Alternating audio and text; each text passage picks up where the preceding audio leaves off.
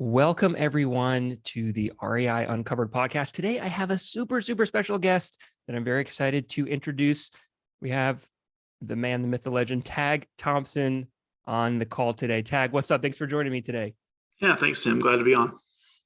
So I want to get right into it. People may not know who you are, or they may, but it's good timing. I saw you share on your Facebook. Thank you, by the way. My YouTube video came out, currently titled The Dark Truth About Wholesaling Real Estate. And check it out, the video, but it really came to fruition because of Tag Thompson, who published this research study about a year ago. And I would love for you to share kind of what that is. And I do want to get into kind of your background and all that kind of stuff too. But to me, this is the juiciest thing. This is what I want to know about. If you could share some details about what the study is and then why you ended up doing it in the first place, because I think it's pretty unique. Yeah, well, I appreciate the nod and confidence. I do want to say, it wasn't an academic study. I do have an academic background, but it wasn't really in that genre. Really, what it was, I'd done a speaking engagement for a company that has basically they offer VA services, and they essentially, they didn't really have much money to pay me, but they basically gave me a bunch of free hours of VA services. So I don't really use VAs that much. So I just needed something for them to do. And I was always curious, much like you are now. And this was 2 years ago. I was always curious, okay, what happens to all these people that are on all these podcasts? I was on a lot of them. If you Google me, you'll see it's just one after another of videos that I was on and podcasts that I was on. And I was always just curious, what happens to these people? Because I had met a few of them just kind of, after the fact, and a lot of them weren't really doing much. After that, a lot of them would reach out to me from time to time and ask kind of simple questions that if they had actually been as successful as they were, purported to be, they probably wouldn't have asked those questions. So I just had a lot of curiosity about it, and I had all of this VA time scheduled together. So, and these are all real estate investors, right? Yes, yeah, they're all wholesalers specifically. Okay. This really didn't dive into anything that had to do with landlords or retail real estate, just wholesalers. So at the time, there was really three big podcasts: the Wholesaling podcast, Real Estate Disruptors, and Bigger Pockets were kind of the biggest three that have been around for long enough. And so I had the VAs basically put together a database of anybody who was on a podcast a year before that date. So there had been a year had transpired between when they were on the podcast and when we started this research project. And they just created a database, and we had, I think, a little over 500, somewhere 550, something like that. That's a good amount. That's a lot of work. Yeah, it was a good list. And then we literally reached out to as many of them as we could, basically just stating, hey, we're just trying to see where people are in the real estate journey. Saw you on this podcast, wanted to know what you're doing today. So very informal. So it's not a very clean research project, but very informal, mostly reaching out through Facebook Messenger. Most people, when they're on podcast, at the end of the podcast, the last thing the host says is, hey, how can people get in touch with you? So they told us how to reach out to them. So we reached out to everyone we could. And I can't remember the exact number of results we got, but the results were pretty damning for people that were kind of holding on to these stories as kind of their proof that they need to buy into this program or really jump into wholesaling. And at the time, wholesaling was a totally different world 2 years ago. There was a big push for people to get to full time. That was the big push, is you can 3 months and you can quit your day job. That was kind of the thing that they really pushed at the time. And lo and behold, that just wasn't true very often. So that was the research project. And to summarize, so if you haven't seen my video, and Tech Study ended up being 97%, I believe, 97% of people never went full time. All these people on these Correct. podcasts, 97% never went full time. And then 70% of them aren't even in the business. Like they're not even wholesaling anymore, which Yeah, I a think year. is Yeah. Yeah, because it was a year had transpired since they were on the show. So right. a year later, 70% weren't even doing any sort of real estate anymore. That's crazy. Is that what you expected when you did study? Um, no, I didn't expect the results to be great, but I didn't expect it that bad, especially the 3% one. That was pretty shocking. Yeah. That was pretty shocking.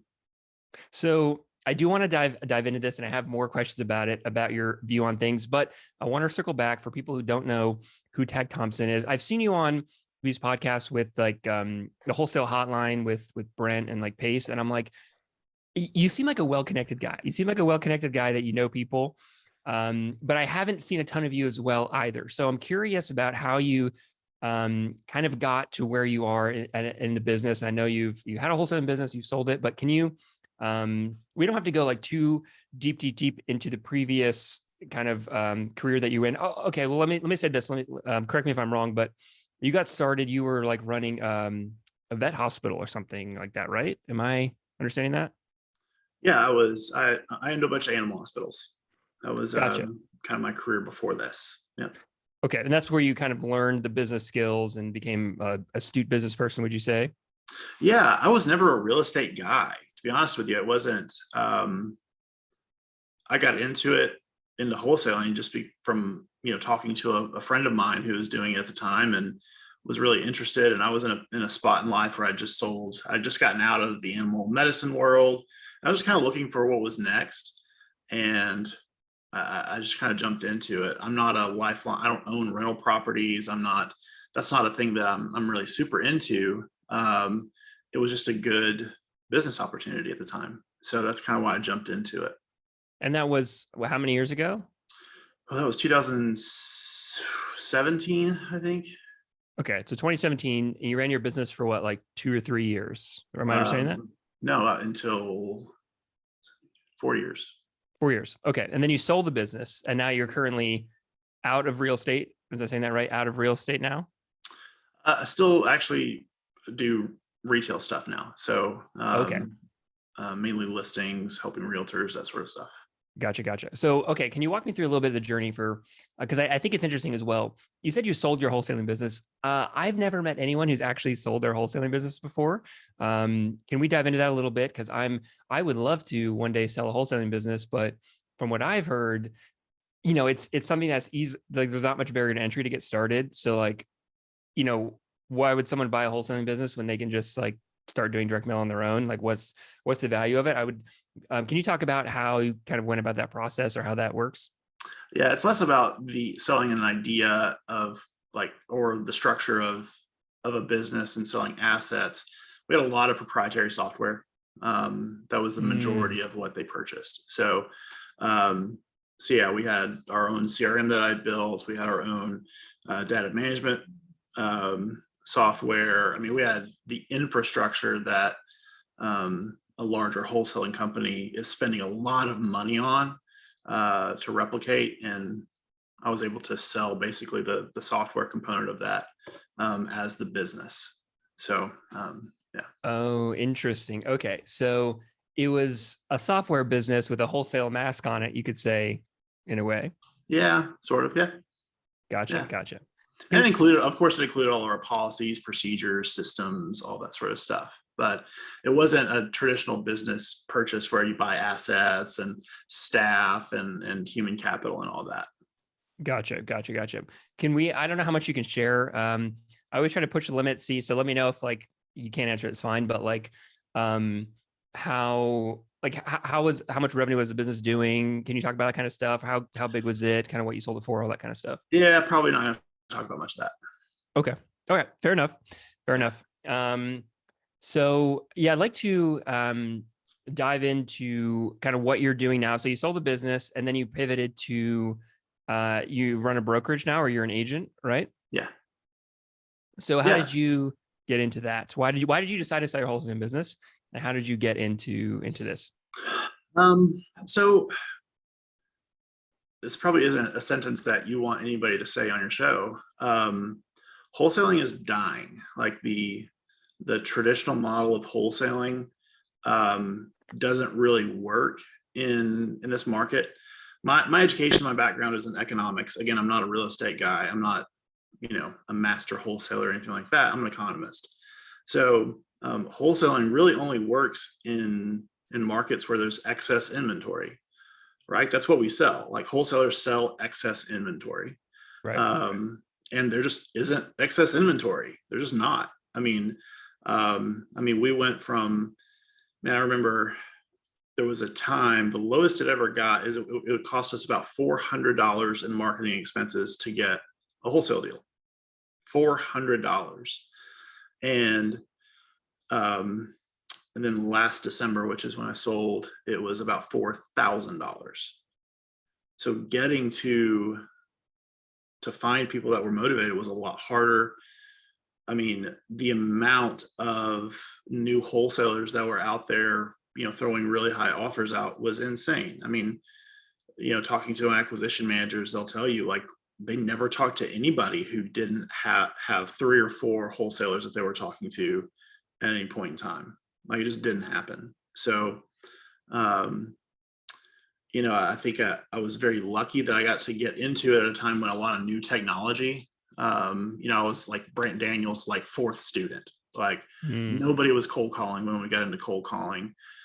We signed up for, Lead Sherpa, who was kind of the first text blasting software before they even had a website. Like we were very lucky that we were kind of in a position to get in on a lot of these marketing channels that were untapped. So we did really, really well, but the more those got crowded and the lower inventory got, like the numbers just really didn't make sense anymore to do it.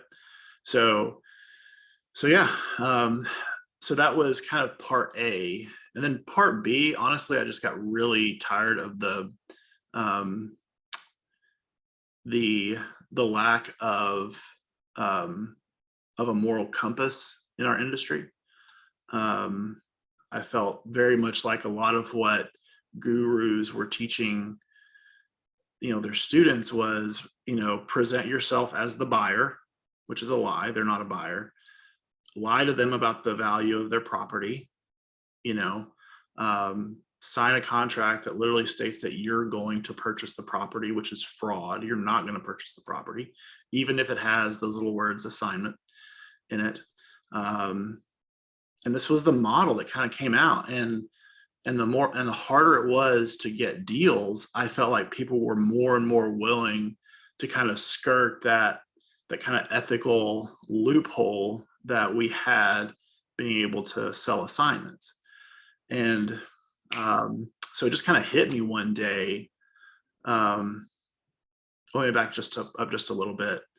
And I really can't talk much about this at all because I'm in an ironclad NDA on it. I was actually hired as an expert witness in an FTC lawsuit against one of the largest kind of wholesaling gurus in the country. And I was hired by the FTC to kind of explain what wholesaling was to help them understand it. And being a part of that lawsuit helped me really see how like even like wholesaling is legal. It is, there's no doubt about that. However, wholesalers live in this razor thin gray area in kind of a legal and regulatory sense. Like it's just razor thin. And the harder it is to get deals, you see people violating, just literally just committing fraud. And I did it too. Like this is me calling the kettle black 100%. We did the same thing, right? But it got to a point where I realized, a mirror was held up and I was like, holy shit, like we're breaking some laws here. And so it got to the point where I just really didn't feel as though it was worth it to be able to kind of run the wholesaling business anymore. And then it just hit me one day. wholesalers are realtors. Like, let's stop joking around and pretending like we're not. We're 100% realtors. Like, you're doing the exact same thing. The contracts look a little different and the strategies are a little bit different, but you are a realtor. Like, you're selling a property. You can say you're selling a contract, but the modalities of what you're doing is exactly the same. Technically it's not, but in reality it is. So it just kind of hit me one day. Why don't you just be a realtor? Instead of having to, talk to a motivated seller, have this kind of awkward conversation where you try to explain what you're doing without letting them know, hey, I'm going to make 60K on this deal, having to skirt around all that and get them to sell you a property for 60% of what it's worth. Why don't you just become a realtor, do the exact same thing, but give them the exact number they're asking for? Right. So we literally took just a handful of our leads, dead leads, right? So leads that we threw in the trash, and just started calling them up and say, hey, would you be interested in listing? I know you wanted 150 and we were offering you 75. What if we could get you that 150? You just have to pay us to list it. And that was it. I'm telling you, like, it's the easiest thing in the world. When you go from having to like drive this huge discount from people to being able to say, hey, oh, you want 150? I think that's possible. And just get them as a listing and sell it on the MLS. Again, it's the same thing. Like, we're doing the exact same thing. We're just able to offer them a higher amount of money, all of it. And our fees are quite a bit lower, instead of, I think our average commission right now is about 6,000, and it was about 16 when it was an assignment, but we have practically no marketing cost. Our company operates at a 90% margin. So, it's ridiculous how much better it is. So yeah, that was kind of what the transition looked like. Hopefully that made sense. Yeah, no, that makes a lot of sense. I have a lot of unpacking to do there. I appreciate your honesty and bluntness, by the way. It's refreshing to hear. So makes me really excited. What do you think would be the ideal, like, assignments are legal for a reason. One, okay, so I got to organize my questions here. I have so many. What do you think would be the right way to go about assigning contracts? If most people are doing it unethically, what do you think would be the right use case for that legality? Well, the kind of, and we shifted a lot of this within our company, like toward the end, is literally just being honest and saying, hey, this is what we are. We're wholesalers. You can Google what that is if you want to.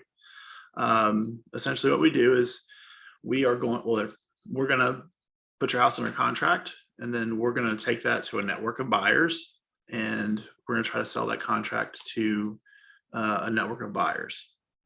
You can still, the amount of money that it says in the contract is what you're going to make. There's still no fees. There's still no, all the other parameters and kind of selling points are still very true. You just need to disclose the fact of, I am not your buyer. Like, I don't intend to buy your property, which this is the big thing. And I'm not sure why it's so hard for people to understand. Well, mainly because they don't really look into it. Most people go through the course. Here's the contract. Most of the wholesalers I've talked to that got their first contract never even read it themselves. Mm-hmm. Yep. True. And in practically every wholesaling contract that I've ever looked at from other companies, it states that the wholesaler is the buyer. And when you sign that contract, you are stating your intent to purchase the contract or purchase the house. And that is why the seller agreed to do it, right? Mm-hmm. Even though you had no intent of actually buying that house yourself. Mm-hmm. And the legal definition of that is fraud. Like, you induced the seller to sign the contract based on the false pretenses that you, the wholesaler, were the actual buyer. So do you think we need a disclosure in that agreement that says we are not buying the property? Absolutely. Got it. Otherwise, you're committing fraud, like, period. Like, you are committing fraud because you're inducing someone to enter a contract and in that contract, you're stating that you are the buyer when you're not the buyer. we use those two little words or assigns, and we throw those in a contract and we act like, okay, I'm good now. Like it says or assigns. Well, technically that gives you the right to sell that contract, but it doesn't give you the right to present yourself as a buyer. Does Okay. that make So do you sense? think it makes sense? Do you think if all these transactions were thrown in front of a judge, do you think they wouldn't hold up? Like, do you think people would be convicted as guilty most of the time? Hypothetical, very speculative, I'm not an attorney. Mhm. So that'd be a hard question for me to That's fair. really answer. And as far as I know, there hasn't been a case where that's happened. There, like that specific thing. Right. Because honestly, most of the time when a real estate transaction is closed, nobody cares, right? Like the sellers got their money, the buyers have their property. And I don't know of too many attorneys that would take up that case. But yes, I think if it went before a judge, if there was somewhere it got to that point, absolutely, they would have committed fraud. Now, it's not criminal fraud; they're not going to jail, but they would have to pay a penalty. They have to, whatever they get sued for. Like, they'd have to pay that. Because it is fraud. Like they did not perform they induced someone under false pretenses, because they presented to the seller that they are the buyer, and they're not. They know they're not from day one. So if you disclose that and the seller knows what's going on, they know what you're going to do, fantastic, great, no problem. My problem is we present ourselves as the buyer, and we're not. Like, we're just not the buyer, and we know that when we sign that contract. So disclose it to the seller. You'd be surprised how many of them don't really care. The second thing that I think we need to do is, instead of using a purchase and sale agreement, just use an option contract. And I really pushed this for a while the last few years. And this tells you a little bit about who's out there wholesaling, right? Because using an option contract literally solves the whole fraud issue, because instead of agreeing that you're going to buy the property, you're essentially paying for the option to buy the property, right? So if you have to back out, you're simply saying, I'm not exercising my option to purchase the house. It's still in full force, just like a purchase contract is. You can still sell it, just like you can a purchase contract, but it gets you out of the whole fraud issue, because you're either exercising or not exercising your option. It would have to be like an exclusive option, or I guess it depends on the scenario, right? But when I think options, I think, well, they could still sell to someone else, and you'd be wasting your time. But you can do exclusive options, right? So yeah, it's literally. Okay. I mean, your contract actually has the exact same terms. Right. There's one stipulation that says this is an option contract. But do you know why most people won't do that? I don't. For it to be a legal option contract, you have to pay for it, not EMD, like actual money you have to pay the seller. And most of the time we did it for $100, right? $100, we'd give the seller, it's not money we get back. It doesn't go toward the purchase price. It is literally money we spent. Most people won't do that because they didn't want to risk the $100. Interesting. Huh. That's the history of wholesaling, huh? That's the history of $100. Yeah. And that tells you kind of everything you know about our industry. Like, people aren't willing to risk $100. They're not confident enough in their ability to comp a property, to know that it's a good deal, to know that it'll sell. They're not willing to risk $100. And unfortunately, that's such an easy solution for our industry. That gets you about that. The other thing is, if you do that, you have to explain to them what you're doing, which, again, believe it or not, the sellers just don't care.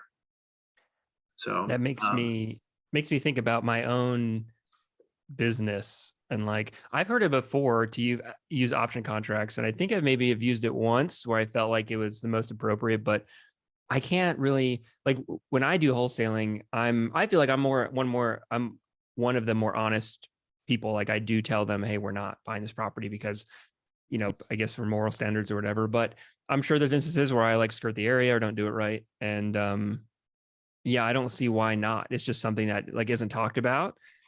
Like I wouldn't care about putting $100 or $500 down. We don't put properties under contract that we're not going to do anything with. So yeah, that's really interesting. I'm just thinking about for myself why I wouldn't do that. And there's really, I can't justify it versus it's just not considered. It's just like a cultural thing, I guess, Yeah. which doesn't really add up when you stress test it a little bit, you know? Yeah. Um, And again, yeah.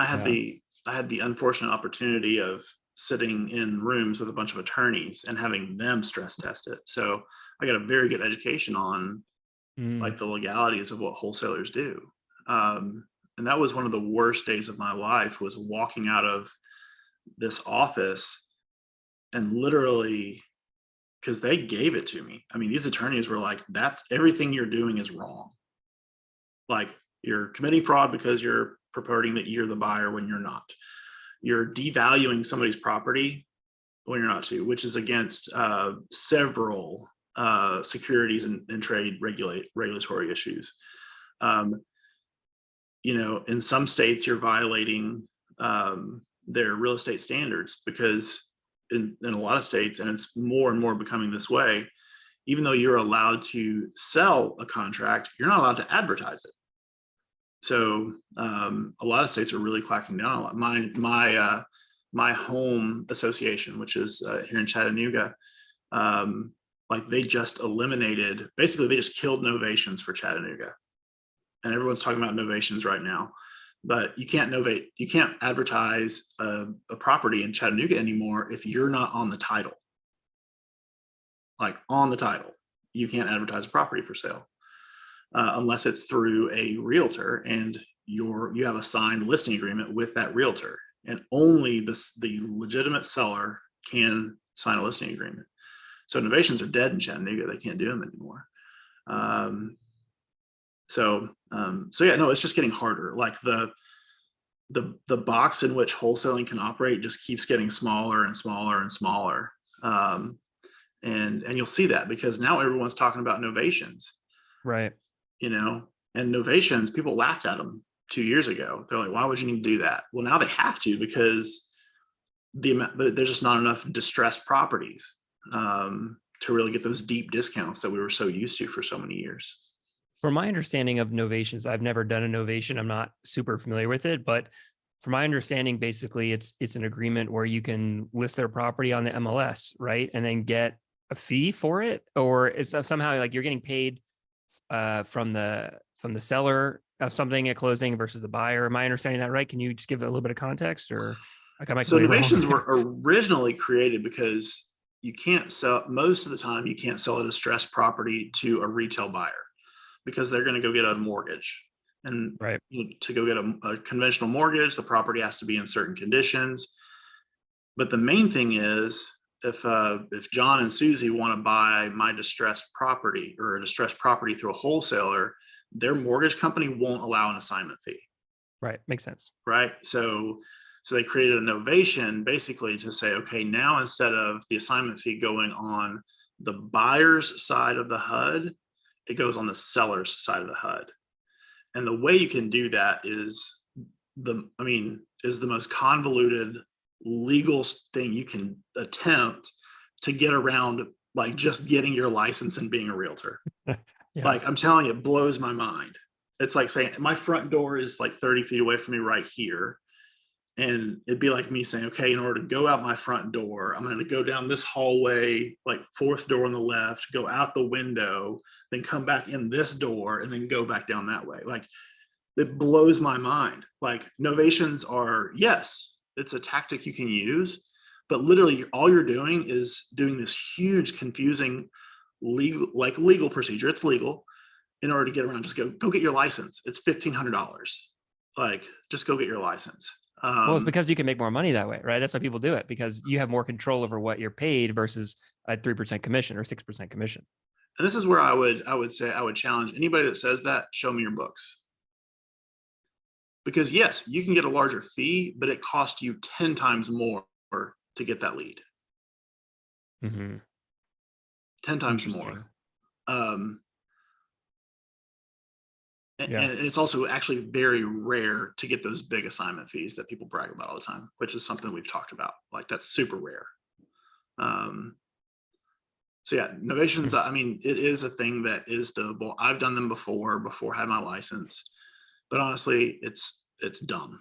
Like you're going the longest way possible to get to a result that you could get if you just went and got your license. And there's literally no negative, like there's no con to actually getting your license. Like there just isn't. Like it just allows you to do more.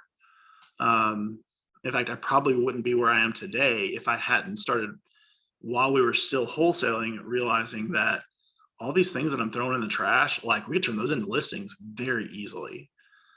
And it took weeks for me to realize that I can make way more profit, which is an important word, way more profit by doing it as a listing agent rather than a wholesaler. Because in order to get a listing, I need 4 leads. 4. In order to get a wholesale deal, we need it up to 40. 10 times easier to get, or 10 times harder to get a wholesale deal than it is to get a retail listing. Yeah. And you're not making 10 times more assignment fee profit, correct. Revenue. Yep. Right. Interesting. So you think that the agent business model is better than the wholesaling business model currently? Currently, I think it's smarter for people to go the retail route. Okay. So to me, that means less risk, legal risk potentially, right? Yep. Or, okay, that makes sense. What do you think is the fix for the industry with what's going on? Like you're saying, all these people are kind of committing fraud and whatnot. What do you think is the fix? Well, I mean, I kind of already said it. Like, be honest with the sellers about who you are and what you're doing. Make sure they understand it. Disclose it in your contract. And then sell that contract in a reasonable way. I mean, that's really all there is to it. Yeah, but I mean, I hear what you're saying and I agree with you, but I mean, how many people are actually going to do it? I'm just saying from a practical standpoint, like, let's say people don't follow Tag's advice, it's a cultural thing. There's a lot of no one people has pushing. so far, so that's good. Yeah. I mean, so like, do you think anything will happen in the industry? I know there's regulations in some states like Philly that are like requiring you to get a license or making it, I don't know if it's illegal, but at least making you have to get a license of some sort. So, yeah, man, do you think that's the ultimate fix if people don't listen to your advice or what? Well, I mean, I think like your promo video the video you just put out, I think we're not going to fix anything until we fix our educators. I mean, we can try to regulate this, which that's happening. I think that's a good thing. But until our gurus decide to start saying, like, presenting wholesaling as it actually is, with all the downfalls to it, I don't think anything's going to change. Because, I mean, let's be honest, wholesaling, the way it's presented the majority of the time from a lot of gurus, is a get rich quick scheme. You can make a fortune and put 0 of your own dollars into it. It's easy. Pick up the phone and call sellers. You'll get a deal. Well, we do that, but we don't really tell them about what they're actually getting into. I mean, these people don't know contract law. Like they don't know enough about, like, realtors aren't even allowed to use different contracts. Like, you go through a class, you learn all about real estate, but they still don't let you still have to use the standard real estate form because it's an important document. And yet wholesalers have no education in this stuff, but they've got $4,000 that they can spend on a course to learn how to wholesale. And I think until some of our gurus kind of feel that it's their responsibility to start educating people properly in this stuff, I don't know that anything's going to change. But that's the fix, and there are people out there that I think are doing a pretty good job of that, at least better than others. I mean, even though they all, and I fall victim to it too. Sometimes our marketing gets a little out of hand in how we present things, but I actually really, like you mentioned, Wholesale Hotline. Like, I actually really appreciate that show. I mean, they fall victim to a lot of the same stuff we've talked about, but more than any other place, you'll hear them talk about how hard this stuff is, like how hard it is to actually find a deal. And you'll hear, I mean, I heard Brent Daniels last week in one of his videos he put out, talk about how you have to disclose to the seller that you're not the buyer. Like he said that, like they're saying the solutions, but I don't know. I think we still have so many out there that are just teaching people the wrong way to do it. Hmm. So I think that's it. I think that has to be the solution.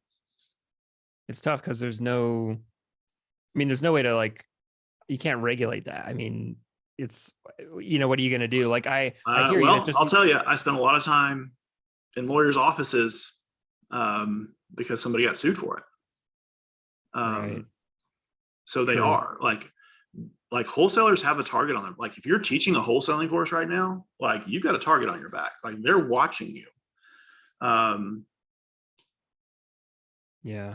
So you need to start being very, very careful about how you're presenting this stuff. And this case wasn't even about like that false advertising, Right. Usually FTC claims are, hey, you told me I'd be a millionaire in 6 weeks. Like usually that's what these cases.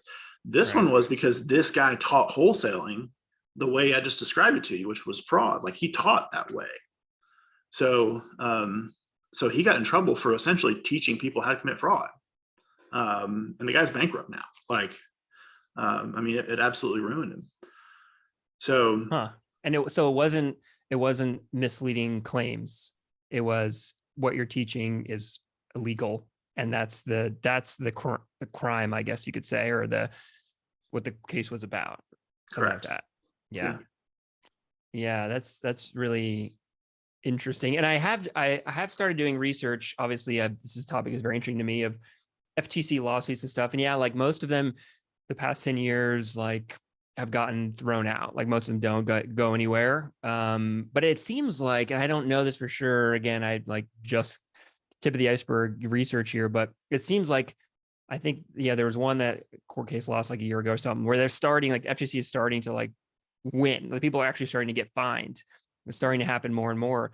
Do you think it's going to keep happening, that more and more people are starting to get fined, and that's going to it's going to be, might change the industry, as all these gurus are going to get fined millions of dollars, and that'll be that, Yeah. And I'll be honest with you, there's a lot more court cases that you don't even know about, because there's only records of them if there was a decision. So unless there was a win or a loss, most of them are settled. The one that I was a part of, like you can't find it anywhere because they settled the case, and it bankrupted him. Like he had to basically pay back every penny that people had paid him to buy this particular course, and it bankrupted him. But you can't find that anywhere because it was a settlement and it's closed. So you can't find anything about it.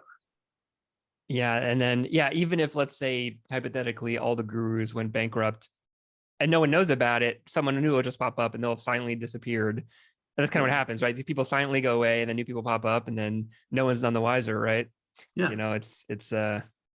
It's a tricky thing. I hear what you're saying. It's also, it makes me angry a little bit. I don't know if you feel that way, but it does make me, I'm passionate about it. And it makes me angry because for me, like, I feel like I only have a handful of YouTube videos, but most of them are like, hey, I kind of got depressed doing this because like I bought into a program, or actually technically someone gave me access for free. I was working for them. They gave me access. So I didn't actually have to buy it. So I'm better off than most.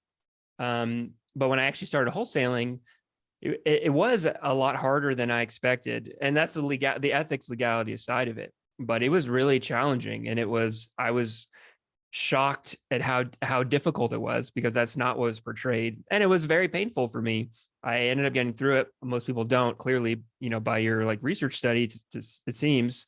It just makes me angry that like so many people are still going through it. And that's kind of what's motivated me in a way I ultimately want to build a community of, more honest conversation and make these kind of videos to help people out. But it's frustrating, man. Like, it frustrates me for sure. I feel powerless to do anything about it. It's just like a industry dynamic that keeps happening over and over and over again, Yeah. And I'm angry too, but I'm also incredibly empathetic because again, I did the same shit. Yeah. Like that's how I was able to amass a fairly good amount of wealth because I was committing the same frauds. Like I was doing the same thing. And it wasn't until I saw that it could be done the right way that I realized that I was even doing anything wrong. Like I would have, and I do consider myself like an ethical person. Like I really try to consider, am I doing the right thing for all parties involved?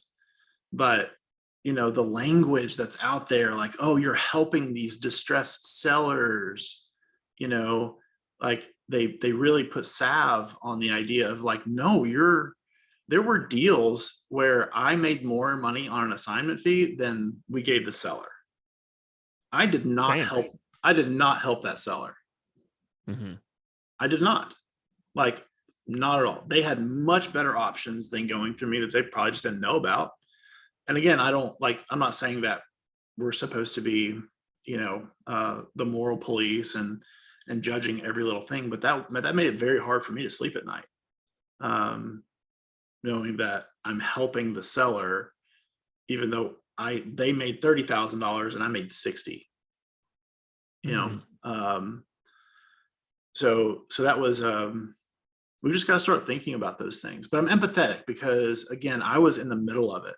So I don't think that these gurus lay in bed at night knowing what they're teaching is, from my perspective, unethical. I don't think they know that. I think that they feel good about what they've done. Like they're helping their students, make money and get out of whatever situation they're in. Like I think they feel good about it. So I'm empathetic to that, which is why, honestly, that's like, you're the first person I've ever really disclosed any of this to.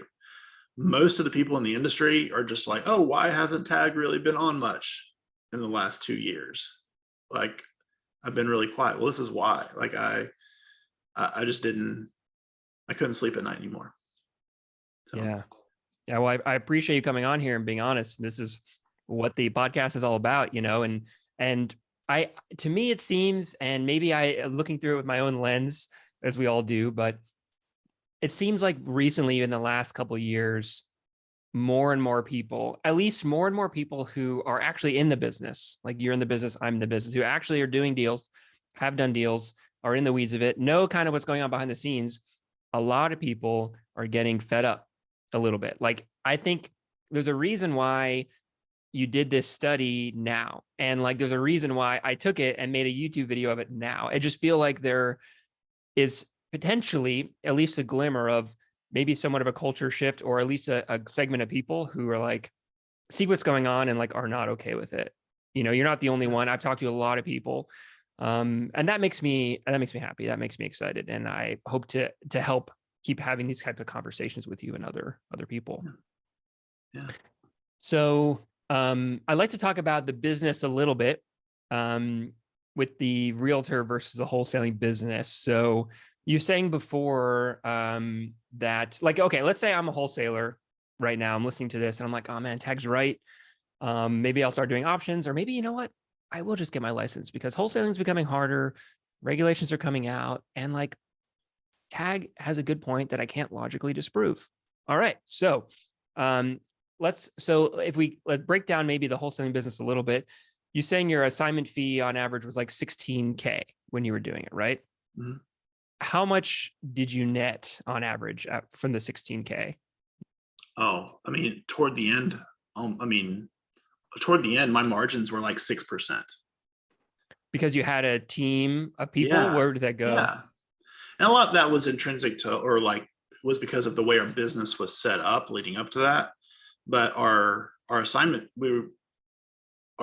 fees stayed the same, but our expenses just kept getting bigger and bigger and bigger. Marketing costs. Marketing costs. And, yeah. I have I don't do VAs. I pay my people very well. Local people, right? In Tennessee. Yeah. Yeah. So the margins just kept getting smaller and smaller and smaller until they were 5 and 6%. And granted, I had built a business to where it took almost no effort from me. I had like one meeting a week and it just kind of ran itself, and I had people in place that ran it. But yeah, no, the margins just got smaller and smaller and smaller. And that $16,000 assignment fee, like by the time I got to my pocket, $1,000. That's insane. You know what? That's like, it kind of blows my mind and just hearing it from you. I feel like people, say wholesaling is like a great way to build financial freedom, like Rich Dad, Poor Dad. Like so many people read the book, Financial Freedom, want to get into wholesaling, myself included. But to build a business that you just described, where it truly is passive, where you're meeting an hour a week, that obviously requires hiring more people, delegating. And I don't know that many people, I'm sure there are, where they can actually build a wholesaling business with them not being the operator because the margins are so low. So like people can do wholesaling, but they kind of have to have it as their job, because that's almost the only way that the margins work on a long-term basis. That's what it seems to be. And that's been my struggle wholesaling for years. It's just like, I tried making the passive business and I couldn't do it. Like it was just too hard. The business model was just not good enough. And that's one reason why I started an agency. I'm like, hey, this business model does work and it's still helpful and it's kind of more what I enjoy. But would you agree with that sentiment that it's very, very challenging to build an actual passive wholesaling business today? I know of very few people that are still doing just wholesaling. I can't think of one.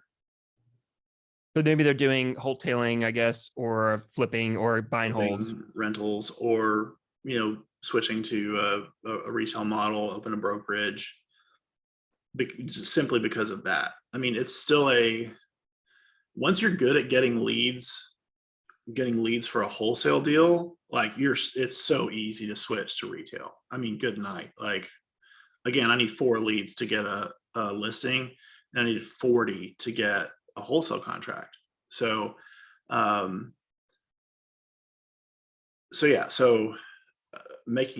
adding that to it would subsidize the fact that it's very expensive, which is a mistake for a lot of people. In fact, I was hired by a fairly large wholesaling company who also had a brokerage and rentals and a commercial side as well. And after we looked at their numbers last month, we just decided, hey, you need to just stop wholesaling. Like, it's a huge portion of your expenses, and it's really not directly contributing anything to the profit, because of how expensive it is. And you need to understand too that we're in a balanced market right now, right? Like, we're not in a recession, we're not a buyer's market or a seller's market. We're in a balanced market. Wholesaling is almost impossible in a balanced market, because if a landlord or a flipper wants a deal, just get one on the MLS. They're just as cheap right now because there is no need for wholesaling, because we're in a balanced market, and real estate is hyper local. So I was speaking in big, broad generalities, but Right. Like in Chattanooga right now, I can't tell you the last time I saw a wholesale deal in Chattanooga. Like, they don't come up very often, because we're in a balanced market and there's no need for an off-market deal. The on-market deals are just as good. So, yeah, sorry, I got off subject there. No. That's great. I feel like so many people are swimming upstream trying to make the wholesaling business work. They're so, myself included, convicted about the program they sold or whatever they're watching on, YouTube University, that like, this is clearly working for all these people on these podcasts. It's clearly working for them. Why isn't it working for me? I'm just going to keep grinding, hitting my head against the wall, until it works. But behind the scenes, maybe it just actually doesn't work as well as the content you're watching, right? Yeah. And it just creates so much. I think people just get so stuck in their ways and they don't think to even consider maybe there's a better business model, Yeah, insane. Yeah. So, and the evidence is actually very easy to see anecdotally. I mean, where are all the big warehouse wholesaling companies now? Like, where are all the people that are talking about scaling to 7 figures or scaling like to all that stuff? Like, it doesn't exist. In fact, I looked just before we got on this call. I can't even find a how to scale your wholesale business course anymore. Like, everyone that that I used to know that had how to scale your wholesaling business doesn't even have the course anymore, because right now, the way the market is and the way the industry is, it just doesn't scale. The law of diminishing returns kicked in, and you're just like, your margins just go out the window unless you're very good at running a business. And even then, your margins are just going to be so nominal at What do you scale. think? What do you think the profit margin should be for a wholesaling business?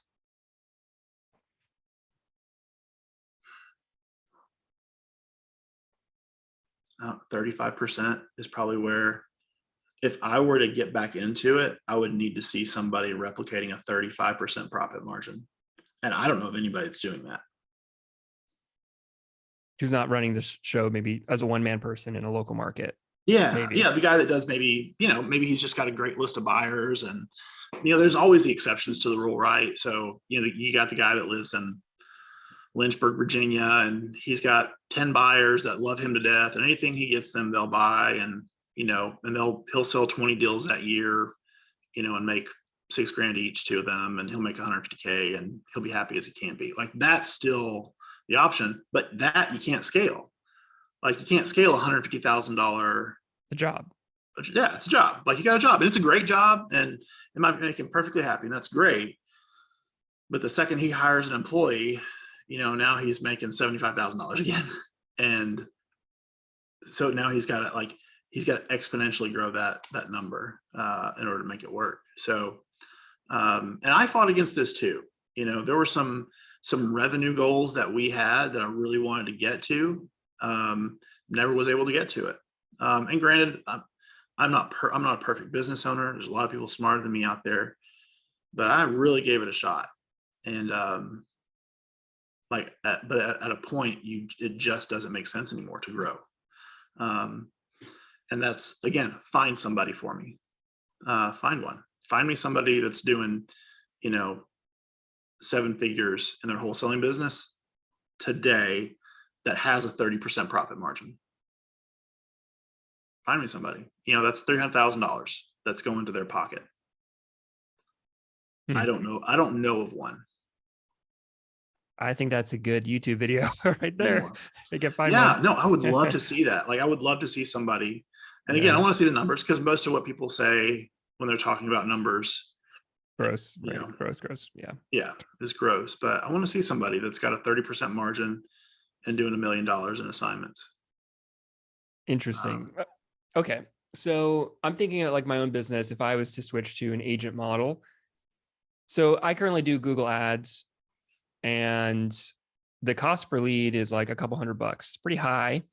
Not the cheapest marketing channel by any means, but and I'm targeting motivated sellers. That's the keywords I'm going after. If I was to switch to the agent business, and I know Carrot, like, they are starting to advertise the hybrid model more, which is like you're kind of either an agent and a wholesaler, or agent investor, maybe not wholesaler, but agent investor, or you partner up with one or the other, depending on who you are, and you still target motivated sellers, but you are more, you can profit off of, all of the leads, I guess. And I'm wondering, the problem is, like, because I have agents reach out to me and they're like, hey, can you do Google Ads for agents?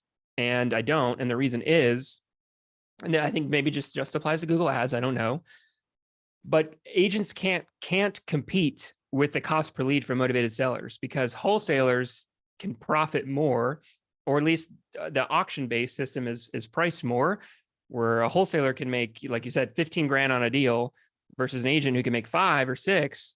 So the agent can't afford to pay that lead cost that a wholesaler or a flipper could pay.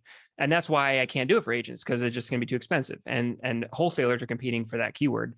So I'm curious, and you're saying you don't have a high marketing expense anyway. So I'm curious what you think of like the marketing side of the business. If you're an agent, should you target motivated sellers still? Like you kind of, to me, implied that like you could still target motivated sellers and get listings, but I'm curious how you would go about thinking about that. So anybody that wants to sell a house is a motivated seller. They may not have they may not be a distressed seller and have a distressed property, but anybody that wants to sell a house is a motivated seller. And that was one thing that I realized very early on is, we had a little, there was a button in our CRM that would categorize how each lead was disposed of, right? Our acquisitions would call a lead, and it was either turned into like an actual lead or it was disposed of for one of a few different reasons. um, you know and the one that they hit the most was the seller wants retail. Like the seller wants a retail price for the property. Seller wants retail. And I'm telling you, probably 80% of our dead leads qualified as a really good retail lead. And now you just got to learn how to convert it from, a potential wholesale deal, investor deal to a retail lead. And I don't know enough about the leads that are coming in for you to be able to make a comment on how that would work for your business. But I'll tell you, our conversion to a deal is astronomical compared to it's 10 times easier to get a listing than it is an assignment wholesale deal. But are you marketing So, to the same people as you were wholesaling? I'm not even marketing at all. We're still just like teasing out of our database. Okay. Gotcha. I mean, because we've got a database of thousands and thousands of leads, and we literally will just drip on them, kind of turn the faucet on and off to where, we get, enough appointments that turn into listings. So yeah, no, it's 10 times easier. And the cost is a tenth of it. So I don't, whatever, did you say $40, $50 a lead? Lead were, 200 on average across the country for a lead. $200 a lead? A lead. Yeah. Yeah. So where you said, yeah, like that makes sense for somebody who can make 6,000 off of it. Right. But I don't know how many leads they're going to need to get a wholesale deal. Yeah. 10 to 15 was kind of the average. It's kind of creeping up a little bit higher, maybe to 20, but yeah. So maybe spending $4 or $5 a deal. Yeah. Pretty common. Yeah. Okay. Yeah. But so you spent that to get, the $15,000 assignment fee. Or you probably could have gotten four or five listings at least out of those 20 leads. And you still you'll make more money being a realtor than you would doing assignments. And you'll sleep a lot better at night because you're really diversifying. You've got a wholesale business. Like, how did it feel the day that $20,000 deal fell through the day before the closing table? How'd that feel? I don't want to talk about it. I want to talk about it, right? Like the worst day I ever had. We had just hired this acquisition manager that I really liked, and he locked up a $70,000 deal, like 70 grand. And it was, his commission on it was going to be life-changing. Like for this guy, like, I think he made 20%. So he was going to make like $14,000 on this deal. Like he had told his wife, he had turned in his notice at his job. Oh no. And the deal fell through at the closing table. Like, yeah, that sucks. Well, you know what? Now, like that one $20,000 deal is one $20,000 deal.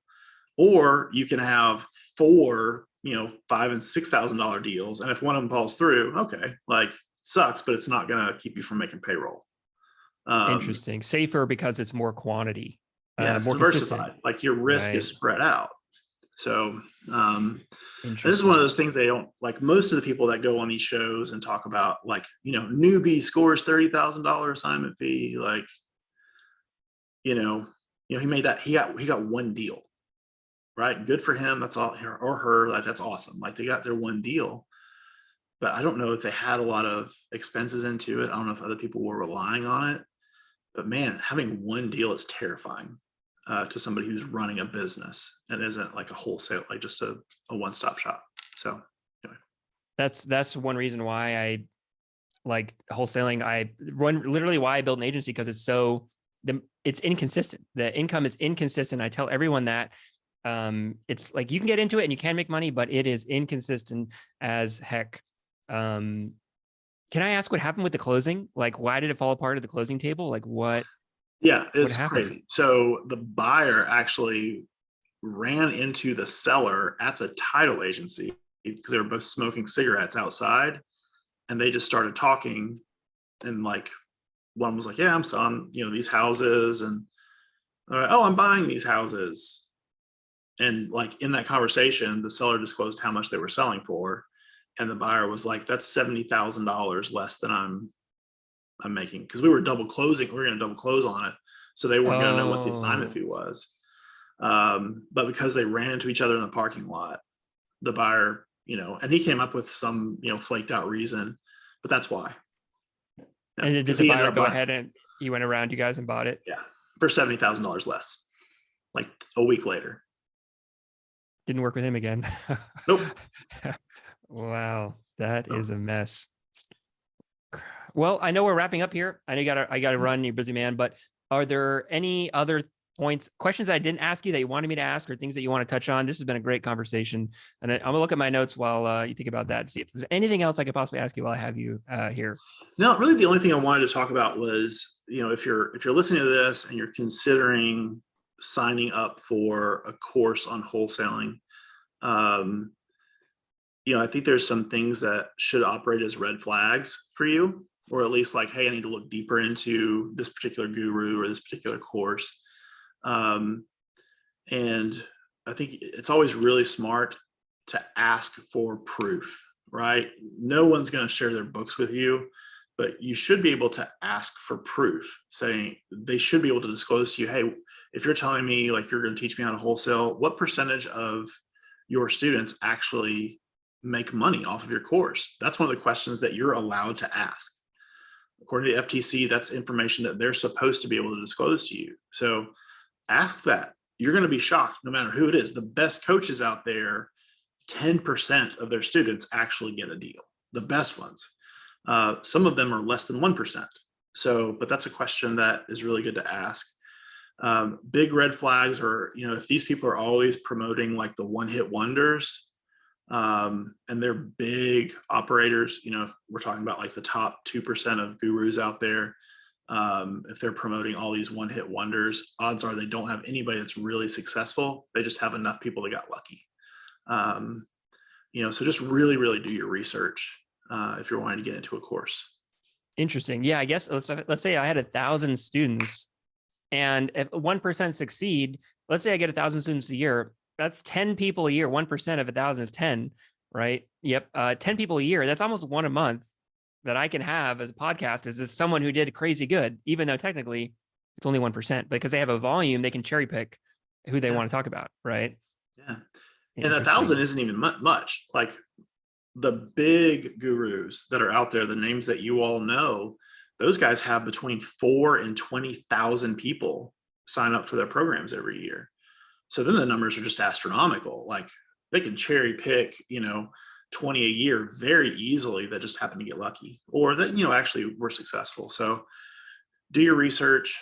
I definitely recommend if you're going to get into wholesaling, hire somebody local, who's actually willing to walk you through the process. Buying an online course is good, but having somebody that you can reach out to and actually get good coaching on is really invaluable.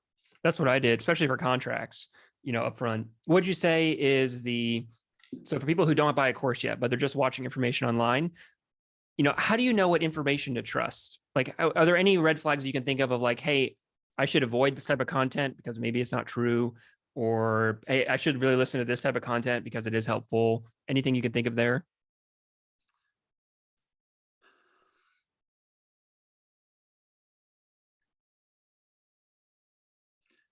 I'd really look for people that are credentialed. What does that mean? People that are licensed in some way. And this is part of my battle with kind of the hustle culture that is so prevalent today, is like, I don't know why we hate people that like went to college and like, got a law degree, went to law school, and, are practitioners, and they're licensed and certified. And so, it's never led me in the wrong direction when I use that as a part of my decision tree. like if I'm going to hire somebody or look at somebody, and one of them, if you're looking at buy a course by a wholesaling guru, and your choice is the one that's licensed and the one that's, got a brokerage and is licensed, and the one that's not, always choose the one that's licensed. Always. Because they have skin in the game. Like the real estate board can knock on their door if they get out of line. Whereas the person that's just kind of Wild West out there, like they have no repercussions, unless, somehow somebody gets enough money to sue them. So I would look for credentials. Can you think of anybody who fits that? Yeah. So Jamil Damji, he's got a brokerage. Actually, all the acquisitions people at his wholesaling company are licensed. Like they're all licensed. So Jamil's like that. Brand Daniels is like that. A guy that's a little lesser known. Why did his name just leave me? Holy cow. Brandon Barnes out of Atlanta. He's licensed, has a brokerage. So, and that's really the only reason is like those people have, like they'll come take your license from you if you get out of line. Right. So, so those people have there's real consequences to them teaching you something that isn't, in compliance. So. Gotcha. Tag, thank you again for hopping on this podcast. It's been eye-opening for me. It's making me, I'm going to do a hard look at my own business. After this, I appreciate you hopping on the call, and let's keep the conversation going, man. And I encourage you to keep these conversations going on other podcasts, get the word out there. I think it is important. I know a lot of gurus may not want to talk about it. So do you have to, it might be tough to get on a certain podcast. I'll say this, a lot of those gurus are my close friends. So that actually, there's social consequences from me being vocal about this sort of stuff, which I'm willing to do. Because everything I've said on this podcast, I've said to all of them. So right. It's not new information. So yeah, luckily for you, this is a small podcast right now. So hopefully it won't be one day, but who knows? I hope not. I hope it goes viral and a million people see it. So thanks, Tag. Appreciate it, man. Take care. And thanks again for hopping on the podcast today. Yeah. Thanks, Tim.